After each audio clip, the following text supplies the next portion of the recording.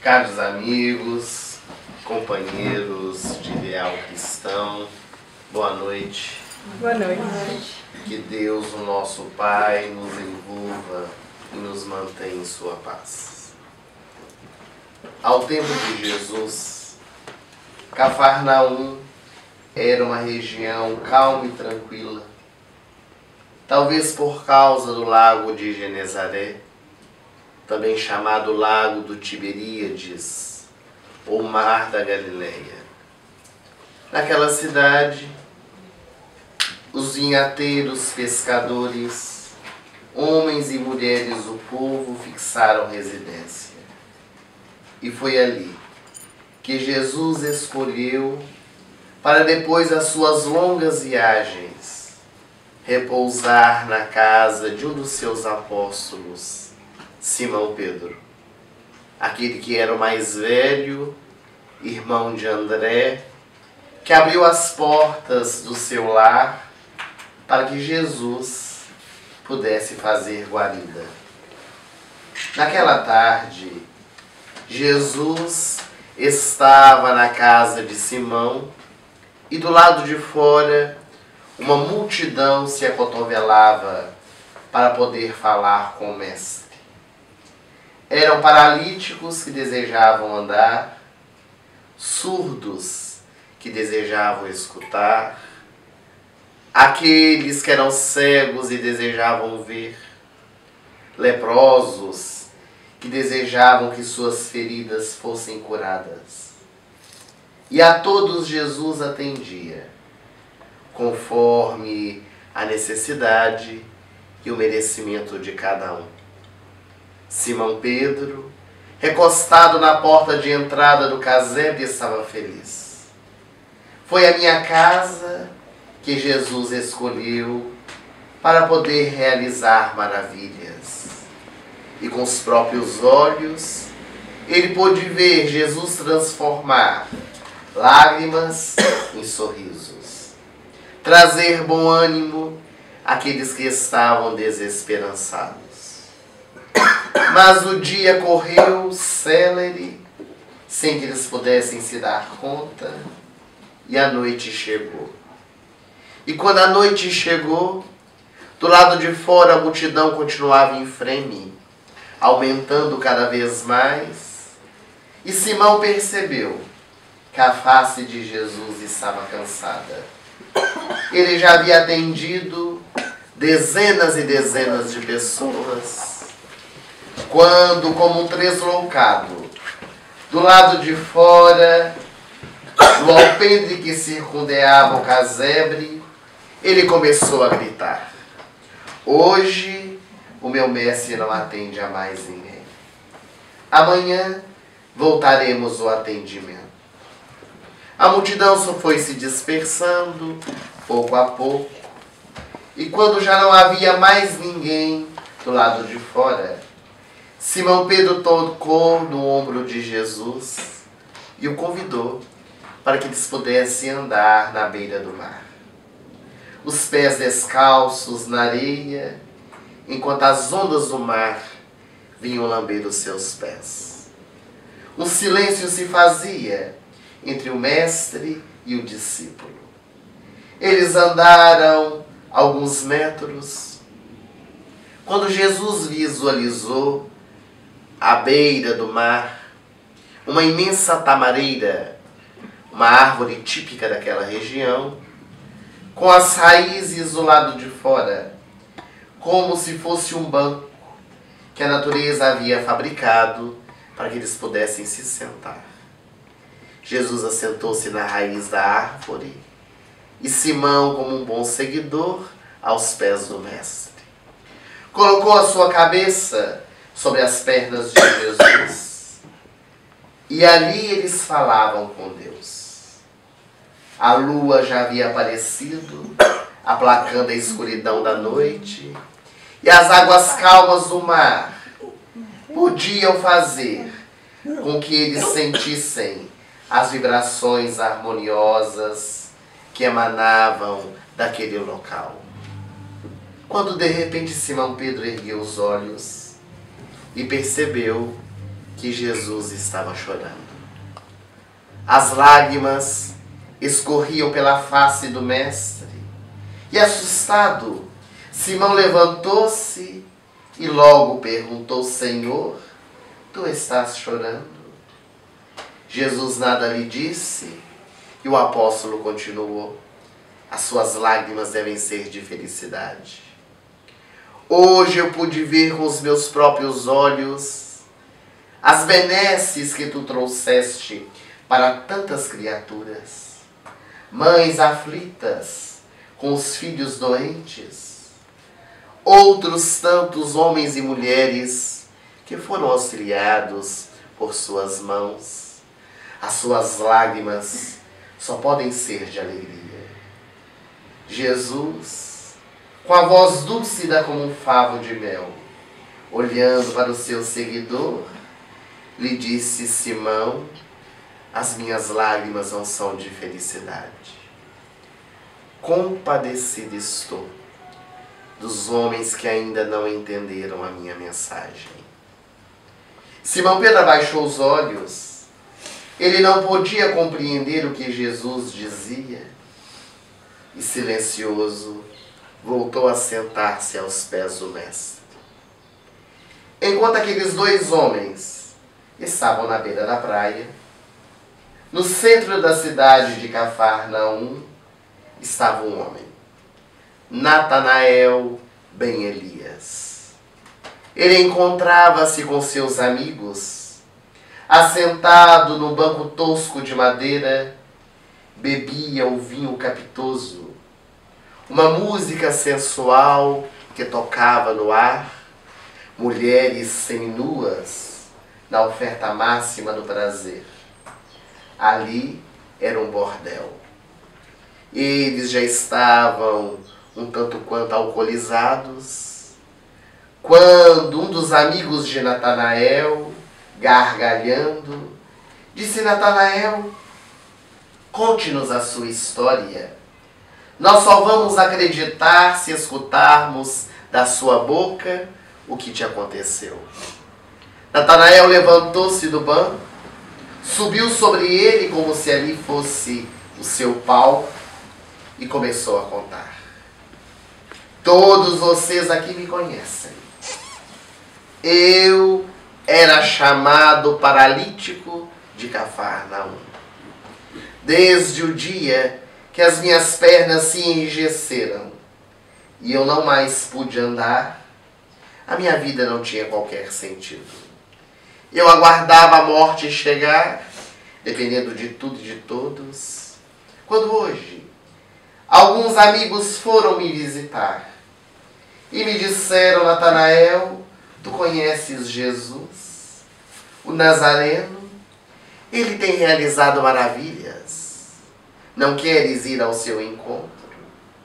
E uma esperança despertou dentro do meu coração. Eles me levaram até o casebre de Simão, e quando nós lá chegamos, uma multidão do lado de fora, eu sabia que jamais conseguiria falar com o Nazareno, porque quem daria licença para nós passarmos? Eles carregavam a minha cama, quando então dos meus amigos me disse: Natanael, custe o que custar, nós te levaremos para falar com esse homem. Veja a casa de Simão. Ela é construída de pedras em forma quadrangular e ao lado há uma escada que leva ao segundo andar, um terraço, uma abertura no teto, a claraboia, de onde se entra a luz do sol e a luz do luar.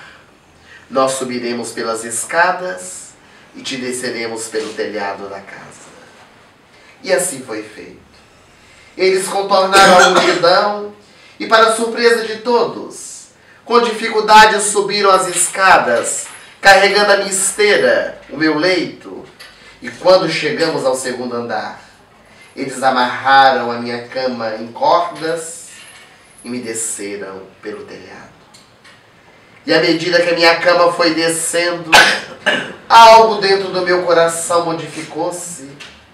Uma vibração envolveu todo o meu corpo, quando em determinado momento os meus olhos se cruzaram com os olhos de Jesus.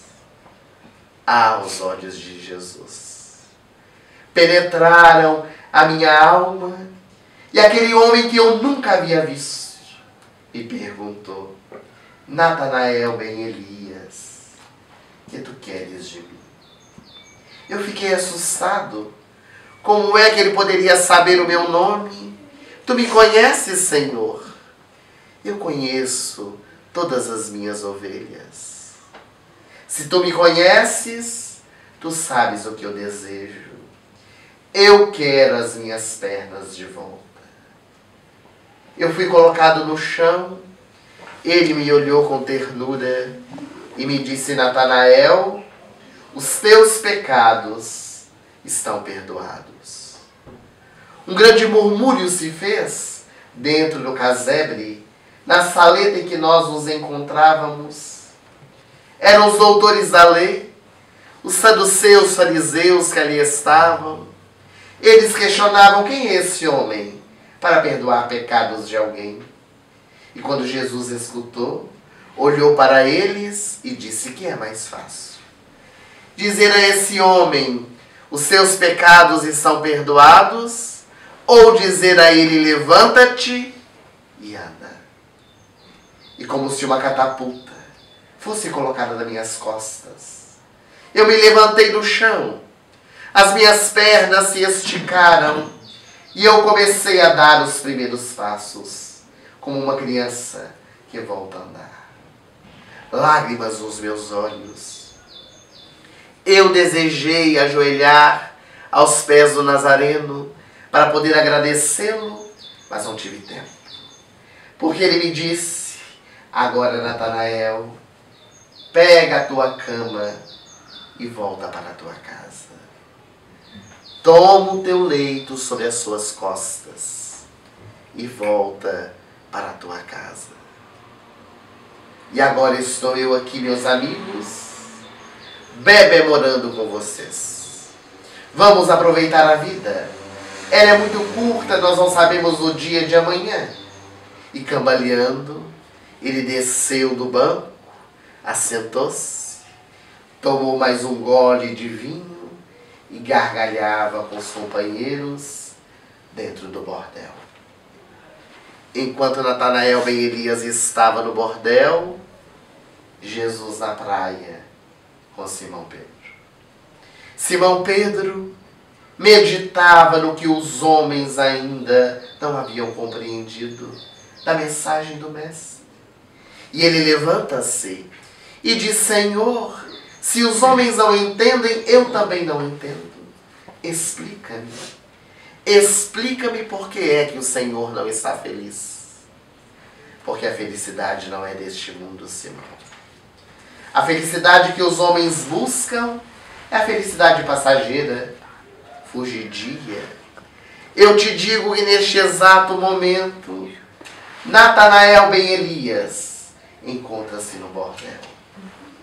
Eu curei a sua paralisia que estava por fora, mas ele ainda traz a paralisia da alma, aquela que se encontra por dentro, buscando para a sua vida doenças e dificuldades mais atrozes do que aquela que ele possuía.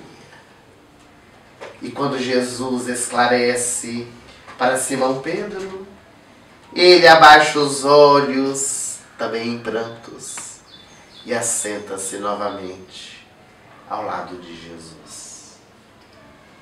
Todos nós que nos encontramos na terra passamos por dificuldades, por problemas, dores e aflições. Muitas vezes somos convidados a experienciar algumas enfermidades.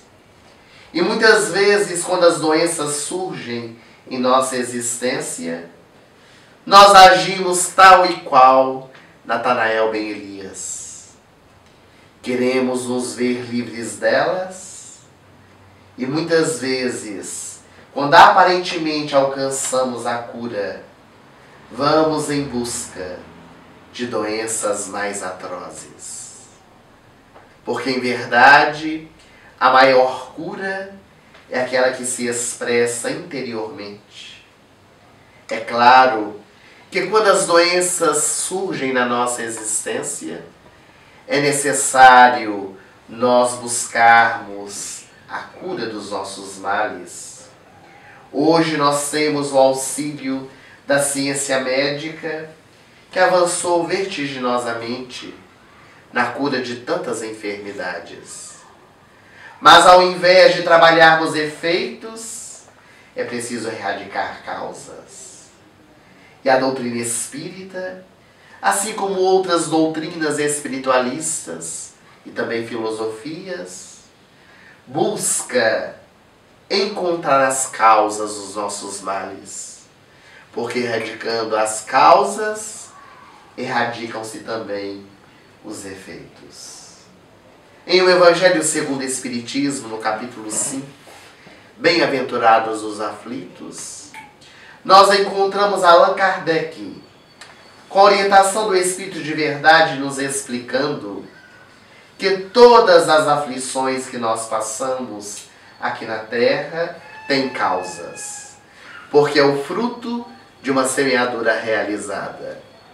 Muitas vezes essas causas nós encontramos nessa existência, mas outras nem sempre vamos vê-la de imediato nesta existência que estamos tendo. Se alguém se utiliza de forma demasiada do cigarro e desenvolve, por exemplo, um câncer de pulmão, uma doença respiratória, nós temos aí o efeito de uma causa perfeitamente conhecida. Se alguém se utiliza da bebida alcoólica, desenvolve uma cirrose, outra enfermidade, nós temos aí o efeito de uma causa conhecida. Se alguém adquire AIDS, uma outra doença sexualmente transmissível, porque utilizou-se do sexo corrompido, nós temos aí o efeito de uma causa conhecida.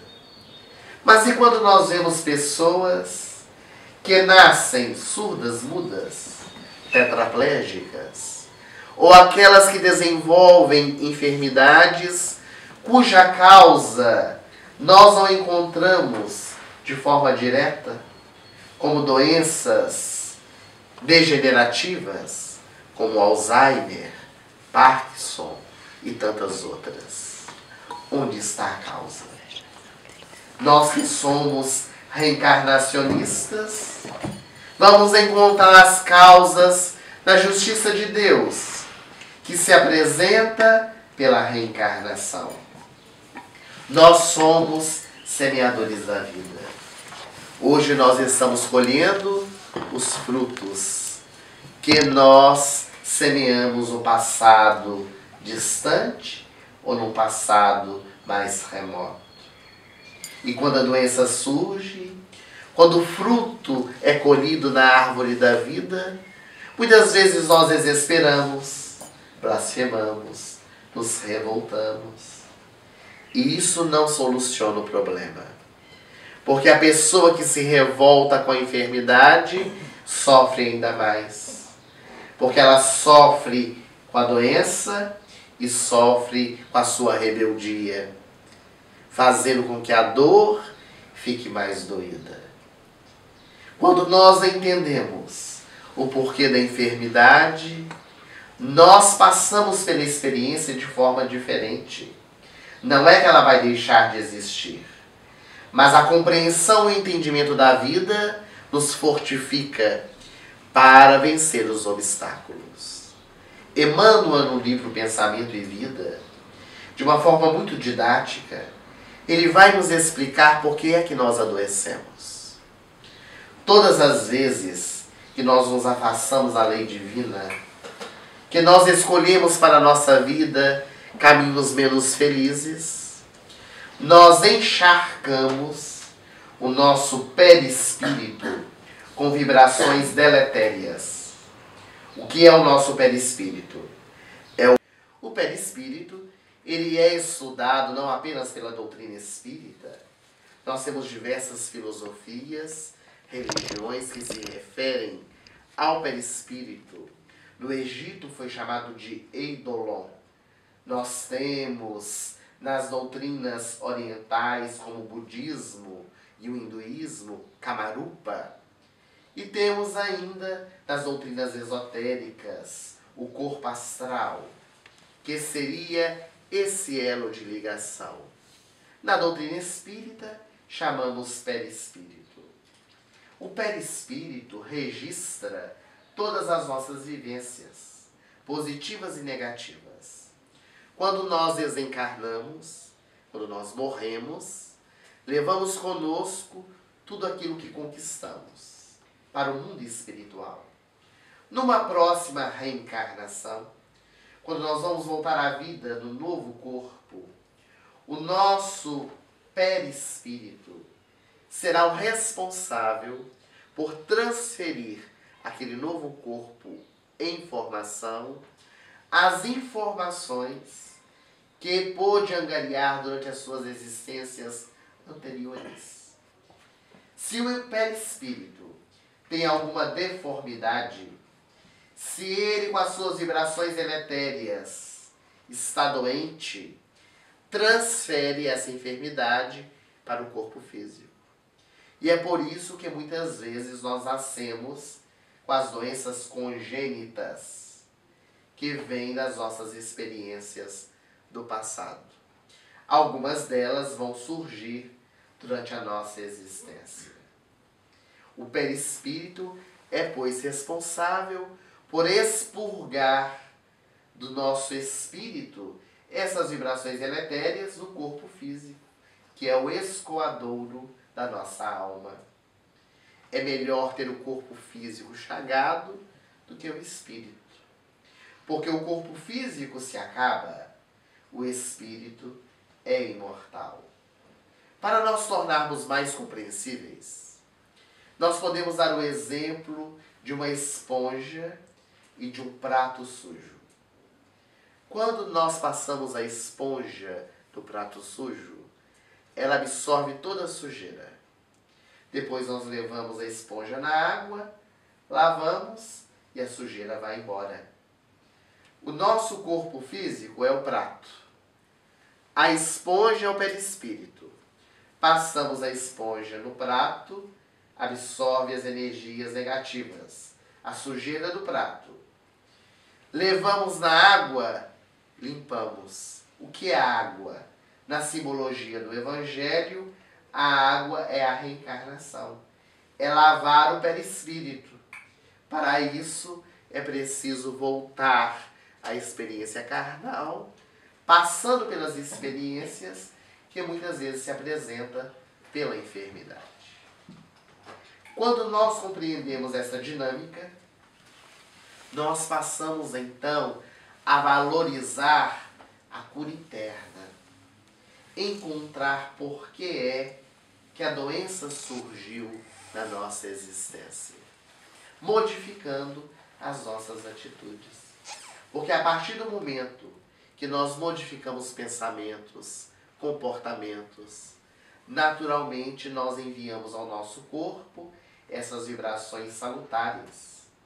Já está comprovado cientificamente que pessoas que cultivam rancor, mágoa, ódios, desenvolvem enfermidades.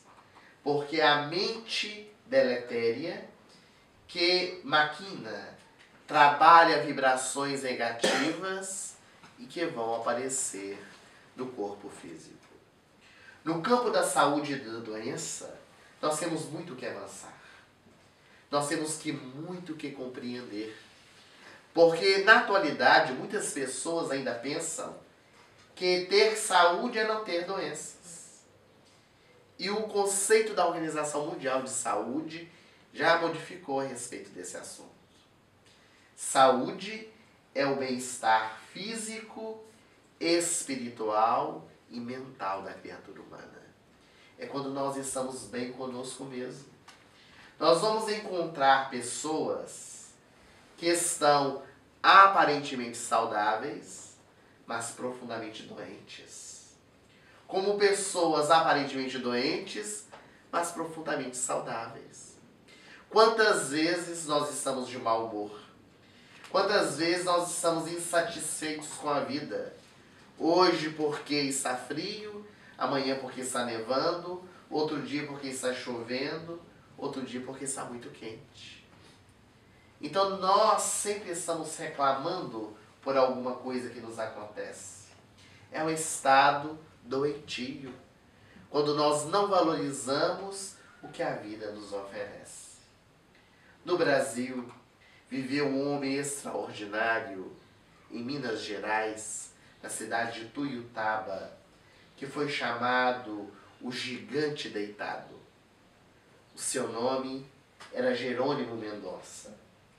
Jerônimo Mendonça, ele nasceu em Tuiutaba, numa família muito pobre, e tornou-se espírita no período da sua juventude. Fazia palestras. Ele era muito belo, olhava no espelho, o corpo bem atlético, batia no peito e dizia: eu sou Tarzan. E a sua mãe, quando via, achava muito interessante o filho admirar-se no espelho, contemplando a sua beleza. E ele, sempre quando era chamado na região, fazia suas palestras, comovendo as pessoas do seu jeito de falar, muito simples, muito modesto. Mas ele andava na cidade de Tuiutaba e havia um alfaiate, e o seu sonho era um dia poder vestir um terno. Ele nunca teria condições de comprar um terno. E conhecido por causa das suas palestras, um dia o alfaiate lhe chamou e disse: eu vou te dar um terno de presente. E deu-lhe um terno branco de linho, que naquela época era uma das vestimentas mais importantes em que somente as pessoas muito ricas usavam. Ele ficou feliz, vestiu o terno em casa, olhou-se no espelho, agora que parecia mesmo um Tarzan. E a primeira palestra que foi convidado, é claro, não ia deixar de usar o terno branco. Foi chamado para falar na zona rural de Tuiutaba, uma casa muito simples. Ele foi com um amigo, porque não possuía carro, não saberia dirigir, e eles foram. Quando chegaram ao local, o carro não conseguia avançar. Eles tinham que ir numa determinada parte do caminho a pé. Desceram a pé, foram em direção à instituição e tinham que passar por uma pinguela. Quem não sabe o que é pinguela, é um córrego bem pequeno, onde para passar, se para o outro lado, é preciso passar em cima de uma tora de madeira. E ele, passando juntamente com um amigo, desequilibrou e caiu. Caiu dentro do córrego. Nós podemos imaginar como ficou a roupa de Jerônimo Mendonça, terno branco. Mas ele já estava atrasado, precisava ir, foi daquele jeito mesmo que estava vestido. E ele começou a compreender o que a vida estava lhe dizendo. Que existem momentos e momentos para determinadas roupas que nós usamos. Muito bem. Jerônimo continuou nas suas atividades. Quando ele estava com 17 anos de idade, chegou na cidade de Tuiutaba, no cinema, a película cinematográfica E o Vento Levou, que levou milhões de pessoas ao cinema para poder assistir a longa-metragem. Ficaria apenas um dia na cidade o filme. E ele logo foi ao cinema comprar o seu bilhete e disseram que não haviam mais bilhetes. Todos haviam sido vendidos. Jerônimo insistiu muito, conhecia o dono do cinema, e ele disse só se for para assistir em pé. Mal sabia ele que seriam 3 horas em pé no fundo do cinema. Muito bem, ele aceitou, e é claro, o terno branco ele usaria. Aquela seria uma oportunidade. Pôs o terno branco, foi para o cinema e ficou ao final do cinema para assistir. Quando terminou o filme, nas cidades do interior era muito comum aplaudir. As pessoas aplaudiram, se levantaram, começaram a sair. Quando ele foi se mover, As suas pernas pareciam que estavam chumbadas no chão. Ele não conseguia se mexer. Quando olhou, estavam muito inchadas as pernas e os amigos tiveram que carregá-lo para casa. O médico foi chamado e, para a tristeza do Jerônimo, tiveram que cortar a calça de linho branco, porque a perna estava tão inchada que não conseguiam tirar. O médico examinou e deu o diagnóstico: artrite reumatoide. Naquele tempo era uma doença terrível que não havia ainda muitos tratamentos. E Jerônimo Mendonça viu então a sua juventude se consumir, porque ele passou a utilizar de uma bengala, depois 2 muletas, foi para a cadeira de rodas e ficou tetraplégico. As suas pernas e os seus braços não se moviam, ficavam em forma de V. E uma cama teve que ser construída para ele, uma cama de ferro. Ele ficava deitado e não movia nenhum dos seus membros, a não ser a boca e os olhos. E falava do Evangelho de Jesus como ninguém. Começou a viajar pelo país, sendo convidado a aclamar a doutrina espírita, e sempre tentava levar a alegria de viver. Teve um problema ocular, foi levado ao oftalmologista e, por imperícia médica, ele ficou cego de uma vista. A doença passou para o outro olho, ficou cego do outro também. Agora estava cego das 2 vistas, tetraplégico. E quando ele ia às cidades fazer as palestras, as pessoas olhavam para ele e diziam: coitado do Jerônimo, tadinho do Jerônimo, coitado dele.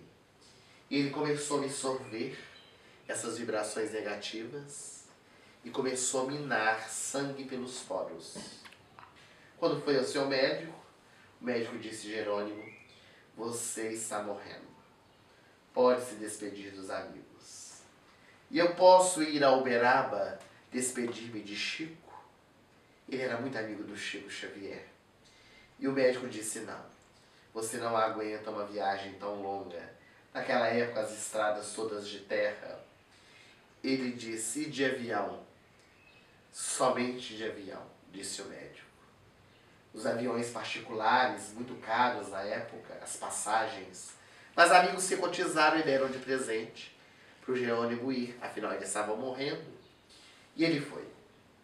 Quando chegou em Uberaba, na porta do centro, Chico não estava, era um dia de sol, ele ficou do lado de fora, a sua cama colocada, aguardando a presença do Chico. E ao final da tarde chegou o médium, acompanhado dos amigos. Ele ficou feliz por ver Jerônimo. Aproximou-se de Jerônimo, beijou na sua testa e disse: vamos todos beijar Jerônimo. Ele parece uma flor que está despetalando. Os amigos todos vieram beijar. Era o modo que eles encontravam de transferir energias positivas para o Jerônimo. Depois que todos beijaram, Chico aproximou-se dele, bateu no ombro e disse assim: Jerônimo, você está com uma doença terrível. Eu sei, Chico. É por isso que eu estou aqui, estou morrendo. Chico bateu nas pernas dele e disse: não me refiro a essa doença. Eu estou me referindo à doença do coitadinho. Jerônimo disse: o quê? Você está com a doença do coitadinho. Você está se achando a última das pessoas. Todos nós vamos morrer, Jerônimo. Para essa doença há um tratamento. Tratamento eficaz, o trabalho. Vamos trabalhar. Ele que foi se despedir do Chico, fez a palestra. Fez a palestra, comoveu as pessoas, e a partir daquele dia, que foi um marco na sua existência, ele passou a ter a alegria de viver.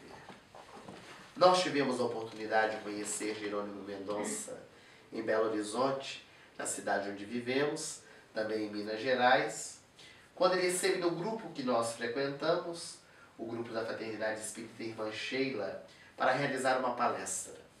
Hoje Jerônimo já se encontra no mundo espiritual. Nos impressionou porque 8 homens entraram carregando a sua cama recurvada, colocaram no palco e puseram então o microfone na sua boca, dependurado. E ele falava de Jesus como ninguém falava.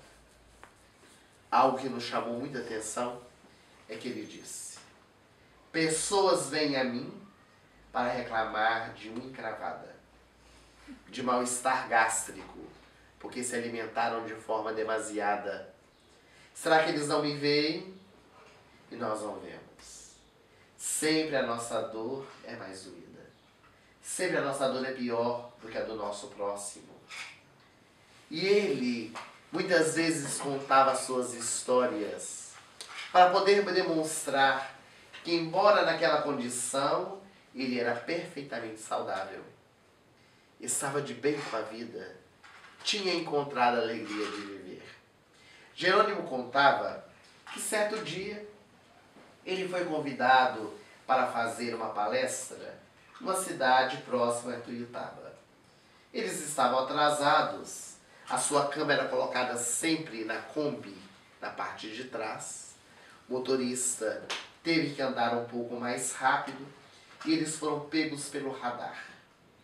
Quando foram pegos pelo radar, a polícia rodoviária veio atrás da Kombi com a sirene aberta. E no Brasil, naquele tempo, as pessoas tinham muito medo da Polícia Rodoviária Federal. Porque hoje eles apitam, ninguém tem medo. Param e muito bem. Mas naquele tempo tinha-se muito medo. Ele parou no acostamento, o policial desceu da viatura, veio em direção ao motorista e disse: mas será que o senhor é cego? O senhor passa pelo radar, está dizendo 60, passa 100 km por hora. E o motorista, todo nervoso, sem saber o que dizer, primeira coisa que veio, ele disse: eu estou levando essa pessoa aqui ao hospital. Quando o guarda colocou a cabeça dentro da Kombi e olhou para trás, ele viu, assustou-se e disse: leve agora essa pessoa ao hospital, porque essa mulher vai ganhar o menino aqui mesmo. Como estava com as pernas abertas, um lençol jogado sobre as pernas, ele achou que era uma parturiente que estava dando à luz. Vá correndo para o hospital porque vai dar à luz aqui mesmo. E Jerônimo contava sorrindo. Dizia que seu sonho era ir a um show do rei da música, Roberto Carlos, e que nunca teria condições de comprar um bilhete. Um dia os amigos se cotizaram e deram de presente para Jerônimo, que ele sempre teve muitos bons amigos. Foi a São Paulo para poder assistir o show, e no meio do show, quando Roberto se apresentava e viu aquele homem no meio do público, naquela cadeira recurvada, aquela cama recurvada, ele que é sempre muito impressionado, na hora do intervalo quis saber quem era. As pessoas disseram que era o gigante deitado, que estava ali, que era o seu fã. E então Roberto quis conhecê-lo. E para a alegria de Jerônimo, no final do show, foi levado ao camarim de Roberto Carlos. E eles conversaram durante muito tempo. Quando foram se despedir, Jerônimo disse: ah, Roberto, você deve ter muita inveja de mim. Roberto olhou para ele pobre, tetraplégico, cego das duas vistas. E Roberto, também com muito bom humor, perguntou: é mesmo, Jerônimo? Você acha que eu tenho inveja de você? Ah, tem sim. Você é cantor, você é famoso, você é aplaudido, mas eu que saio carregado. Eu que saio carregado no seu show. E era uma verdade. Ele era carregado para aqui e para ali. Então Jerônimo Mendonça, ele despertou os valores internos. E ele podia levar alegria por onde fosse, demonstrando que é possível viver mesmo naquela condição em que ele se encontrava, retirando o que a vida poderia lhe oferecer de bom. Porque um dia, quando a jornalista lhe perguntou qual é o seu maior desejo, que você gostaria de pedir para ser feliz? E ele disse: que eu pudesse movimentar-me, pelo menos por um minuto. Porque ele não se movia para nada. Para poder mudar de posição, alguém tinha que movê-lo. Nós podemos imaginar um ser passando por essa experiência. E hoje, no mundo espiritual, iluminado, trabalha em prol da divulgação do Evangelho de Jesus. Porque conseguiu retirar da sua experiência o melhor para a sua caminhada. Mas para nós alcançarmos este patamar, é necessário aprendizado, conhecimento, esforço, boa vontade, não nos tornarmos vítimas da vida. Porque muitas vezes nós queremos nos fazer de coitados. Achamos que somos os últimos, que nós não valemos nada. Achamos que somos aqueles punidos pela divindade por causa dos nossos atos que praticamos. E na verdade, nenhum de nós somos culpados de absolutamente nada, como nos ensina Joana de Ângeles, pelas mãos de Divaldo Franco. Nós somos responsáveis por aquilo que fazemos da nossa existência. Allan Kardec, em se tratando de cura, no livro Céu e Inferno, que é a quarta obra da codificação, vai nos dizer que para nós encontrarmos a verdadeira cura, é preciso despertar na nossa intimidade 3 pontos básicos: fé, merecimento e vontade. Sem a fé, sem o merecimento e a vontade, nós não encontramos a cura real. A fé, que muitas pessoas acreditam ser um artigo religioso, não é. A fé é algo latente dentro de nós. Existe a fé humana e a fé divina. A fé nas coisas do dia a dia que estão à nossa volta. A fé que muitas vezes nós possuímos sem mesmo pensar que estamos acreditando em algo. Nós estamos aqui reunidos nessa sala e não nos ocorre que este teto pode desabar sobre a nossa cabeça. Porque nós sabemos que para esse prédio ser construído, houve engenheiros, arquitetos, pessoas responsáveis que para construir precisaram estudar, precisaram ter o aval da localidade para poder construir esse prédio. Quando nós entramos no avião, não nos ocorre que o piloto queira suicidar-se naquele dia, porque nós sabemos que ele passa por um check-up completo, que ele de 6 em 6 meses é submetido a diversos exames, e que se ele quiser suicidar-se, ele não consegue, porque tem o copiloto, tem o piloto automático do avião. Essa certeza é uma fé que nós possuímos, que está intrínseca dentro de nós. A fé divina também está presente, mas ela precisa ser desenvolvida, brilhar dentro de nós para nos fortalecer na nossa caminhada. O Dr. Deepak Chopra, ele fez um estudo sobre essa virtude e ele pôde constatar que no campo da saúde e da doença, a fé é importantíssima. E ele destacou 4 tipos de fés. A primeira delas, pouco comentada e difundida, mas muito importante, a fé em si mesmo. Quem não acredita em si, não acredita em mais ninguém. É preciso nós sabermos a nossa potencialidade de sair daquela condição e passar uma outra. Porque às vezes nós duvidamos de nós mesmos. Nós vamos fazer um concurso e logo pensamos, mas são tantos candidatos, não vou conseguir passar. Vamos fazer uma prova de língua holandesa, eu não vou conseguir, porque a língua é muito difícil. Nós já projetamos na nossa mente aquilo que nós desejamos e fatalmente vai acontecer. Muitas vezes nós vamos ao consultório médico com algum tipo de experiência fazemos os exames, ele dá o diagnóstico.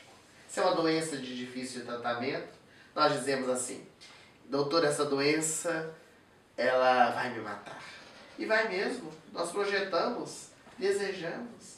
É preciso querer sair daquela condição para passar a uma melhor. As outras duas fés é a fé no médico e a fé no tratamento que nós estamos fazendo. Porque muitas vezes nós começamos a fazer um tratamento e não levamos a cabo. O médico passa o medicamento, depois de ter dado o diagnóstico, nós começamos a tomar o remédio. Daí uma semana não fez efeito, nós suspendemos e vamos procurar outro médico para que ele possa avaliar, possa refazer o medicamento. Quando não nos automedicamos. Muitas vezes nós chegamos em casa, isso acontece muito no Brasil, nós chegamos em casa com a receita, mostramos para o familiar que teve a mesma doença, ele diz: tomei, igual água, não serve para nada. Nós nem compramos o remédio.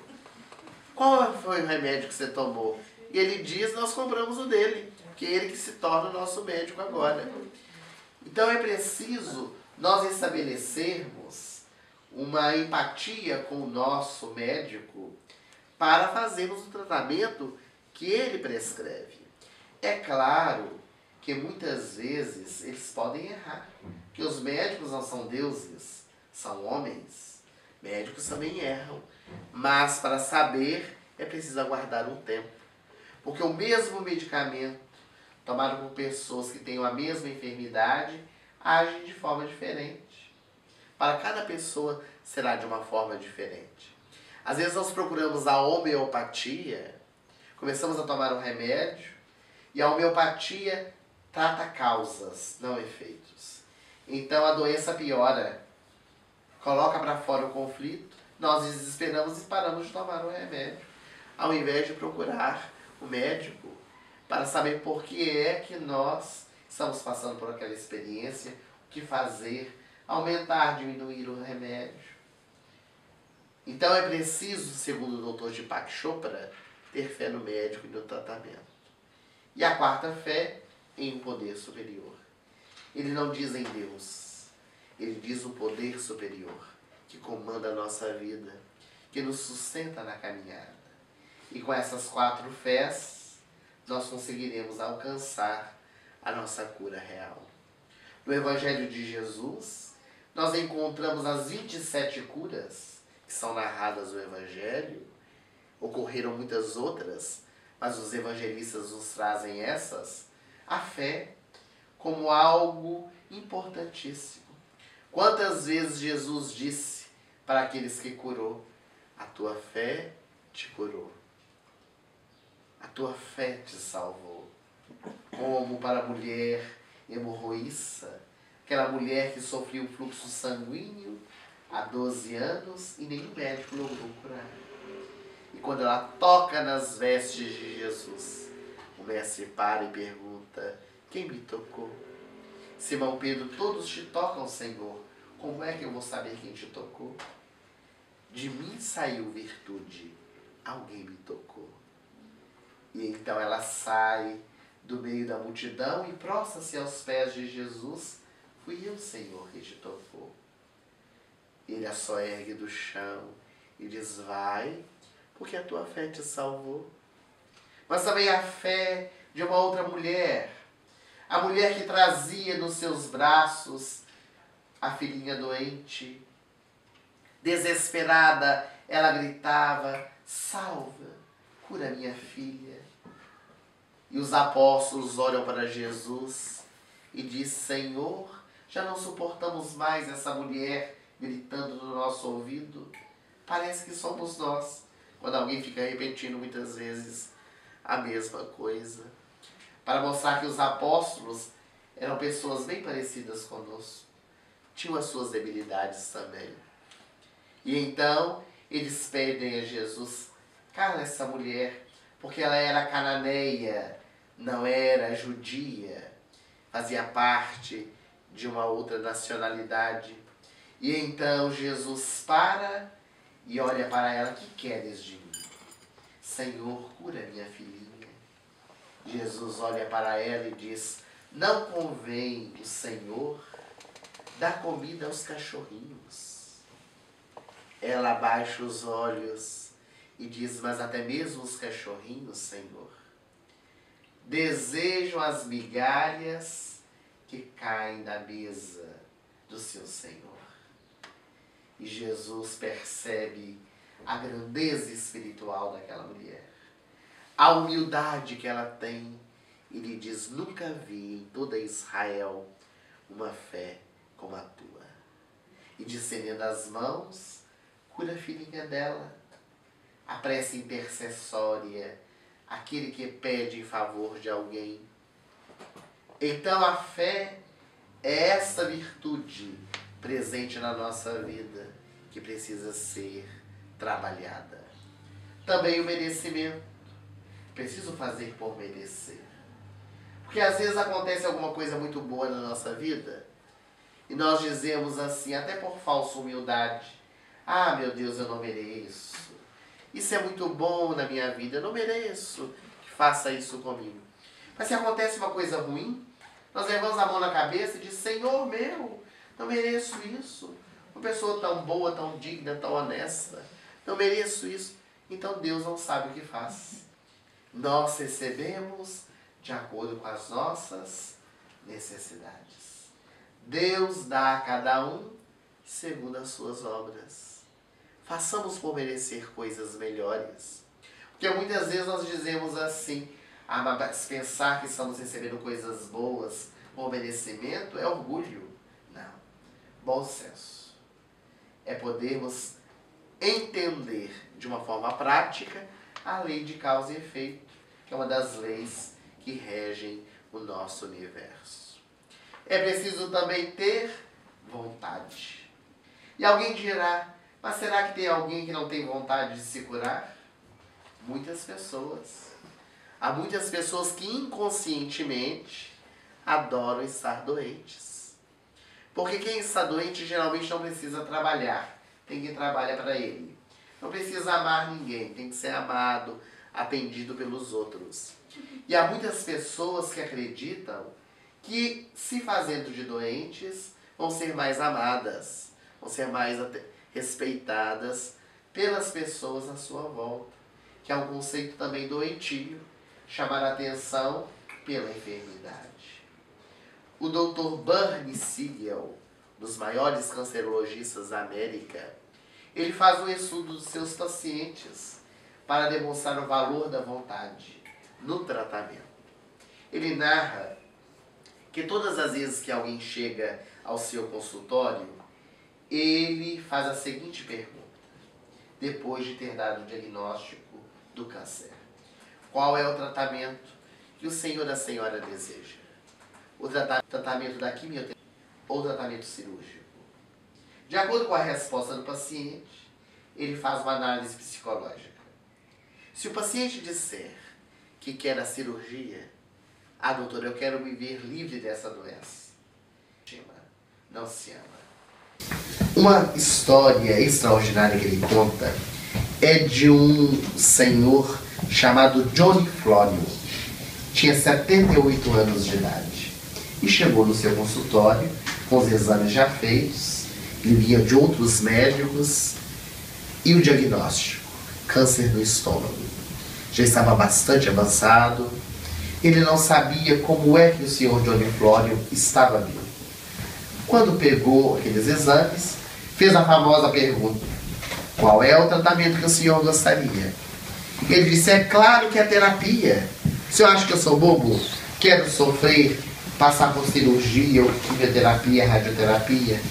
O médico sorriu, achou fantástica a resposta e disse: o senhor fará terapia, mas o tratamento mais conveniente agora é a cirurgia. Porque ele sempre prescreve o que o paciente precisa. Precisa ser internado para prepararmos para a cirurgia. Não posso. Mas como não pode, eu sou aposentado, mas eu sou voluntário aqui na cidade.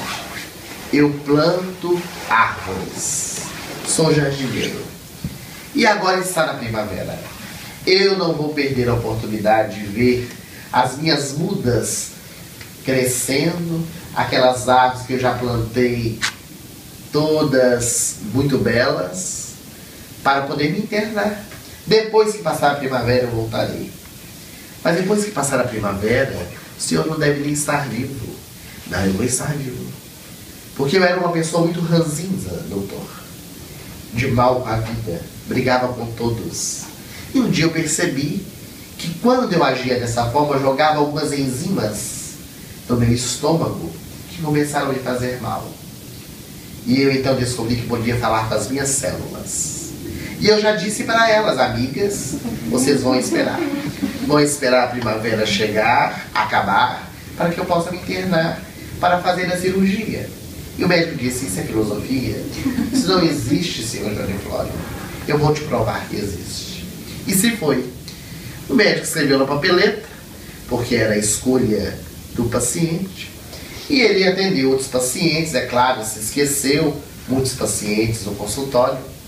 Daí alguns meses, quando ele pega a papeleta, senhor Johnny Florio, ele interfona para a secretária, deve saber, não me engano, esse homem já está morto.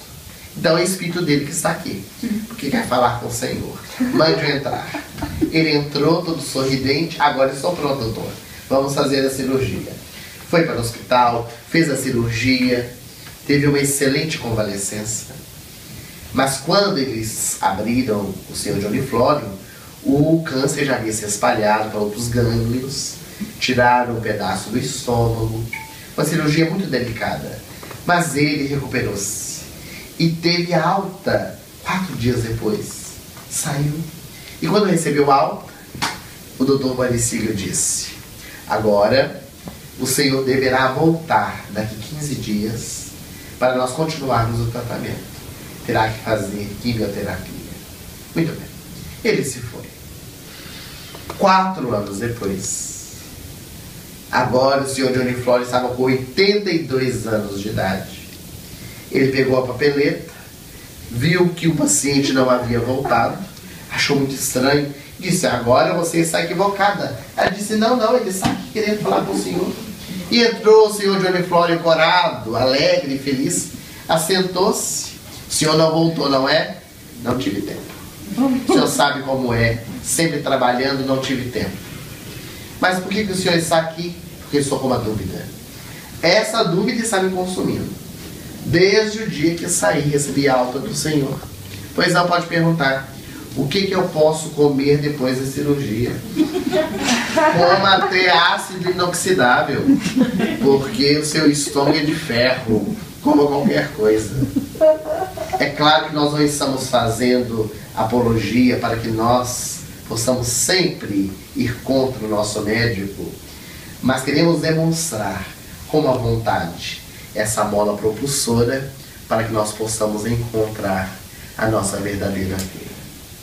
Antes de nós caminharmos para o final do nosso trabalho, gostaria de saber se alguém tem algum questionamento, alguma colocação sobre o tema ou outro tema que tenham dúvida. Em relação ao pensamento, né, a força do pensamento, sai do espírito, passa pelo perispírito e reflete no corpo. É isso. A nossa mente, ela já é o nosso ser integral, né? Quando nós pensamos, nós agimos sobre o nosso corpo, quando vamos ter alguma atitude, pelo perispírito. É o perispírito que comanda a ação. Tudo começa na nossa mente, que é o gabinete da nossa vontade. Na mente nós projetamos, nós arquitetamos, nós plasmamos coisas boas, coisas negativas, que vão ser materializadas pelo nosso corpo físico, pelas nossas atitudes, pela nossa verbalização. Vai se tornar realidade também. Vai se tornar realidade. Aí que vem as consequências, coisas que acontecem, as pessoas que a gente atrai com a mesma energia ou não também. Sem dúvida, né? Às vezes nós nem agimos, mas o nosso pensamento, ele plasma toda aquela vibração que cria também sintonias. porque o nosso pensamento é vida, conforme nos ensina Emmanuel, pela mediunidade de Chico. Como mudar essas ondas de pensamentos negativos? A nossa vida, Claro que não. a nossa vida, conforme diz Joana de Ângeles, ela é feita de hábitos. Quem não tem bons, tem maus hábitos. O pensamento é algo que nós precisamos trabalhar pela nossa determinação. Os orientais dizem que a nossa mente dos ocidentais é como um macaco que pula de galho em galho. Nós nunca estamos onde nos encontramos. Nossa mente sempre está pulando. Nós temos dificuldade de manter a atenção durante muito tempo.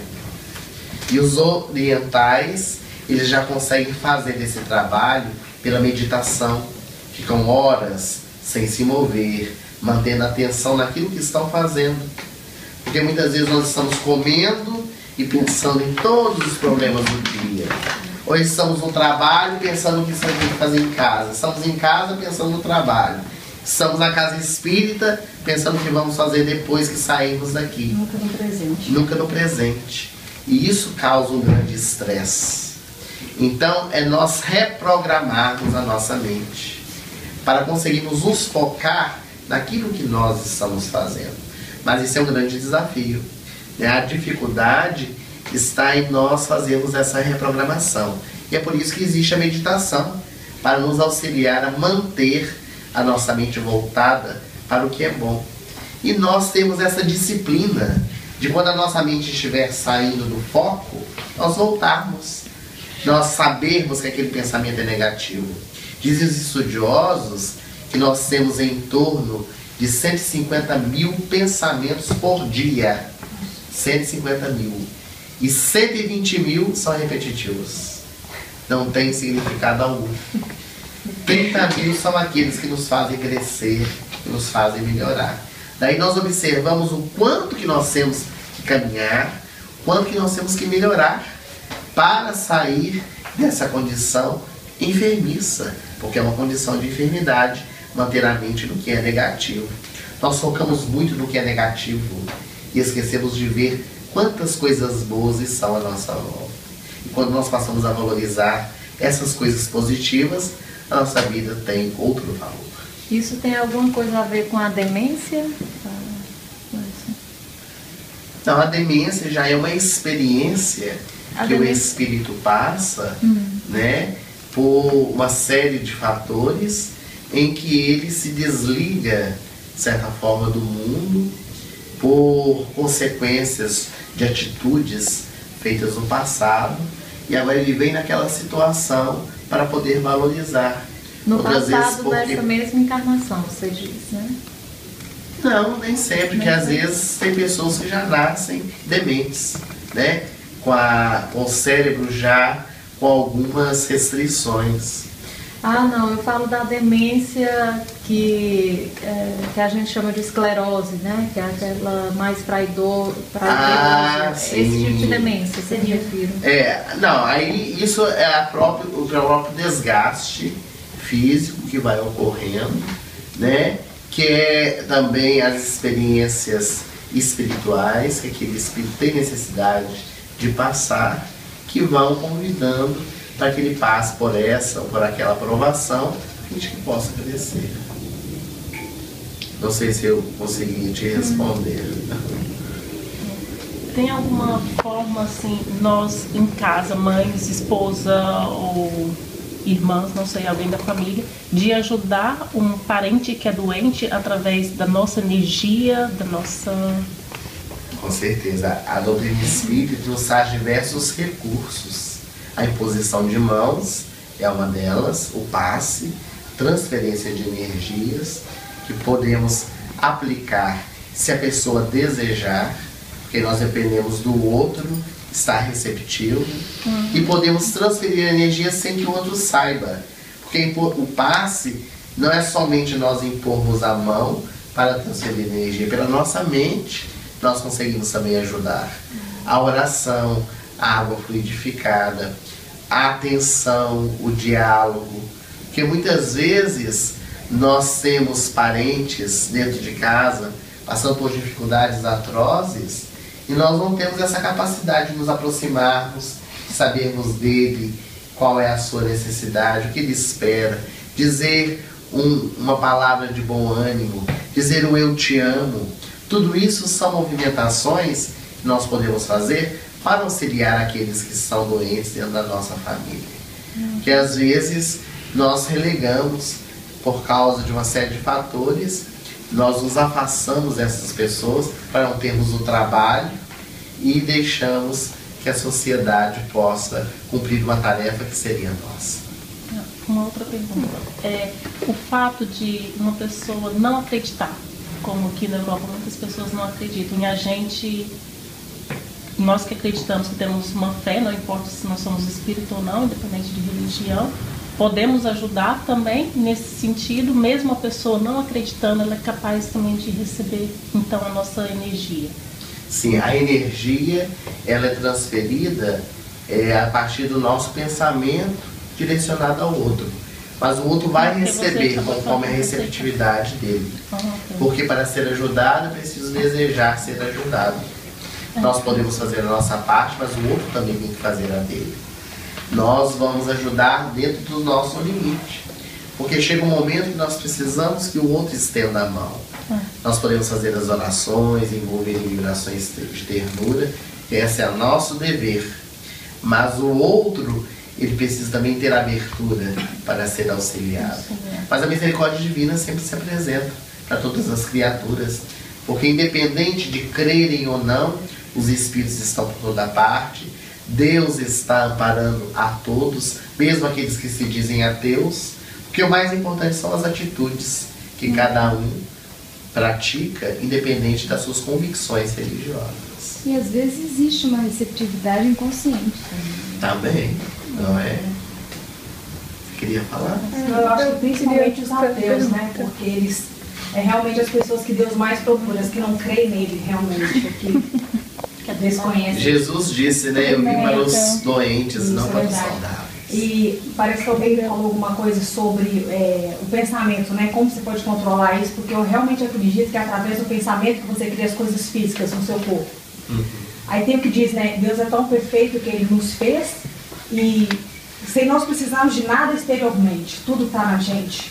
E Ele criou o nosso consciente, que é onde a gente faz as decisões, né? O que eu vou aceitar, o que eu não vou, o que eu vou mandar para o meu subconsciente, que é aquele, que é como é que fala? Que armazena uma quantidade enorme de todas, da relação da nossa vida inteira, que a gente viveu até agora, e lá no subconsciente é o que comanda realmente, claro, depois a força divina. É que comanda o nosso organismo quando a gente está dormindo, o organismo continua funcionando, o cabelo continua crescendo, e lá estão essas mensagens que determinam os nossos pensamentos e as nossas atitudes. Desde quando a gente era criança, por exemplo, uma mãe que está cozinhando, está na cozinha cozinhando, mexendo com a panela, chega uma criança e quer mostrar um desenho, aí a mãe naquele momento está com medo de que a criança se queime e diz, sai para lá, e não dá atenção para a criança. Naquele momento, a criança que não entendeu aquilo, vai se sentir rejeitada, e aquilo vai ficar com ela. Vamos passar 30 anos e ela vai ter novamente os pensamentos se manifestando em reações. Mas foi um momento mal interpretado pela criança, que não tinha condições psicológicas de interpretar aquilo, mas o sentimento ficou, enquanto a mãe estava querendo protegê-la. Então ela estava falando, eu leio muito sobre isso, estava dizendo que o pensamento, todo pensamento que você fica com ele fixado em 17 segundos, ele puxa um outro pensamento relativo àquele, ou então um pensamento positivo ou negativo, e por aí vai.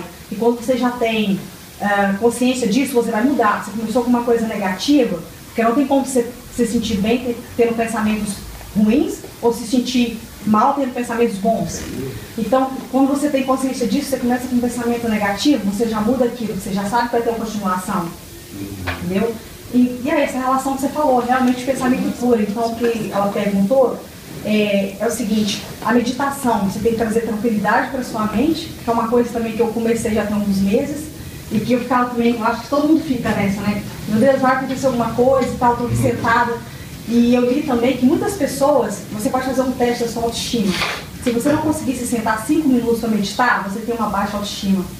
Por quê? Porque é um momento que você não está se dando 5 minutos para não pensar em nada, para esquecer de tudo. Então por aí você já analisa. E a meditação também tem essa coisa de você não desistir, você ter aquela fé que alguma coisa vai acontecer e continuar. E agora, eu que tinha uma mente muito perturbada, assim, pensando muitas coisas ao mesmo tempo, eu já tenho essa tranquilidade de escolher o que eu quero pensar e o que eu não quero, através da meditação. Tem aquela coisa de não desistir também, de você continuar insistindo. Aí você manda para o subconsciente mensagens que você gostaria que ficassem gravadas. Se você tem uma baixa autoestima, você vai repetir como um mantra mesmo, coisas positivas, até aquilo se fixar no seu subconsciente, quando a sua mente está relaxada, entendeu? Então essa é uma das formas que eu conheço para mudar isso, essa coisa negativa que está na cabeça. Sim. Muito obrigado, professora. Ana Paula. Muito obrigado, Ana Paula, Imagina. pela participação. Bom, nós chegamos no horário, né? Mais uma aqui participação, não a última pra gente, né? Não, é que, assim, eu gostei muito da parte onde você falou sobre as outras pessoas acharem que estão ajudando, mas estarem atrapalhando essa questão do coitado, de sentir pena de alguém. Sim. E que às vezes, assim, aí eu relacionei isso também com uma experiência pessoal, que às vezes também uma pessoa dentro da família, ela fica doente, mas a doença física que eu digo, mas eu vi isso de uma forma que, na verdade, aquela doença física, ela é da família. Que é para aquela família estar, se comportar de uma forma diferente e parar com essa questão do coitadinho, pobrezinho. Não, é de força que precisa. E essa questão do pobrezinho, coitadinho faz botar para baixo, prejudica. Então, assim, é só um comentário assim, que realmente a gente tem que focar muito mais em parar em sentir dó dos outros, sentir pena dos outros, que ninguém... Eu já ouvi minha avó falar muito que é um dos piores sentimentos que você pode ter por alguém, é pena. Sem dúvida. Bom, então eu gostaria de agradecer o carinho de vocês, a atenção, e espero uma nova oportunidade nós podermos nos encontrar novamente. Que Jesus possa nos abençoar, possa nos envolver em sua paz, a fim de que nós encontremos verdadeiramente a nossa cura real. Muito obrigado.